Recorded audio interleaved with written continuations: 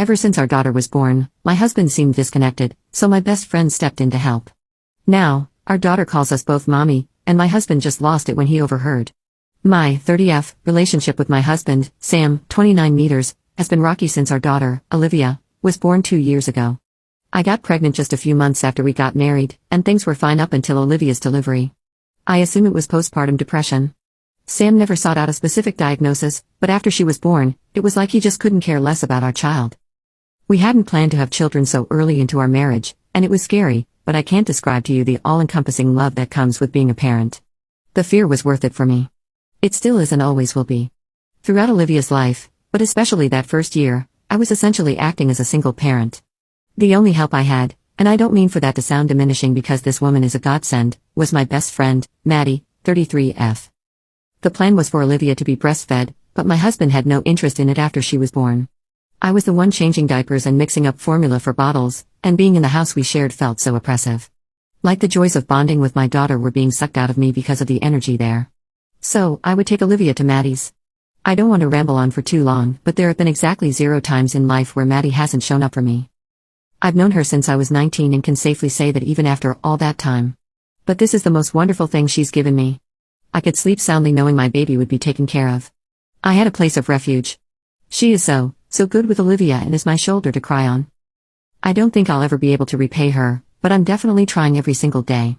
Things with my husband have kind of started to look up, but recent events have sent us in a huge downward spiral. Olivia was having some speech delays, but she's been really picking things up as her 3rd birthday nears. She's babbled mama towards Maddie and me for a while now, but mommy has since been added to her vocabulary and that is used to refer to us both. I have never corrected her. I checked in with Maddie to make sure she was fine, and she said she was honored to be bestowed with such a title. Sam got to hear this recently when I was on FaceTime with Maddie, and he basically went ballistic. As much as I hate to admit it, I did say she was more of a parent than he had been, which, while true, is hurtful. I need outside opinions on this. Am I the asshole for allowing her to call Maddie mom? Update: I never thought I'd be back with an update this soon, or that this would be the update. I came home Thursday with a plan to talk to my husband. I texted him in advance, so I was able to jump right in when I arrived.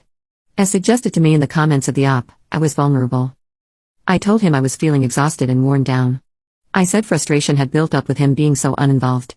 I said I wanted to see real, major change in the way he interacts with Olivia within the next 2 months, or an ultimatum of him getting help or divorce would be given. I also made it clear that if he wanted to get help now, not wait those 2 months, that was also acceptable. I would assist him however he wanted, but I wanted to see some initiative being taken for our child. At first, I was met with anger. Eventually, we were able to have a genuine conversation where he admitted that he didn't feel paternal at all. He felt I had pushed him too hard to have Olivia when I got pregnant, and he often wonders what our life would be like if he had made a different choice. Obviously, this was all hard for me to hear. Resentment was building up on both sides, but did it have to build for nearly 3 years? I can't help but feel like it was mostly his responsibility to bring up this conversation. My frustration was over his treatment of our daughter. His frustration was over us having a daughter at all. I can't even fathom a world without Olivia in it, while he was pondering what our life looks like if she never existed. It's been a few days since the conversation, and I'm still feeling a lot. I feel sad for him. I'm very angry for my daughter and me that the last 3 years could have looked different and saved us from so much pain and exhaustion and negative emotion. It doesn't feel fair. He and I are going to start the divorce process soon. I'm hoping that it will remain civil.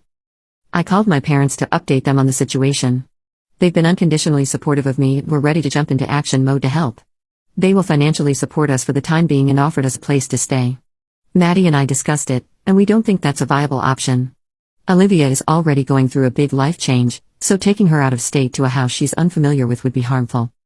It would also complicate things during the divorce. We're moving in with Maddie.